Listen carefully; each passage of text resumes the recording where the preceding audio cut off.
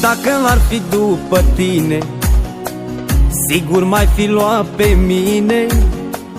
Dar ți-e frică să vorbești că pe mine mă iubești, că tu ai fost obligată ca să te măriți, măi fată. Știu bine că nu-l iubești, tot la mine te gândești.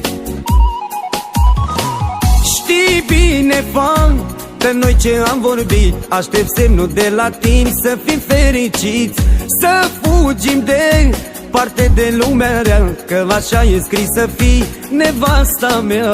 Știi bine, fată, noi ce am vorbit, aștept semnul de la tine să fim fericiți, să fugim de parte de lumea rea, că așa e scris să fii nevasta mea.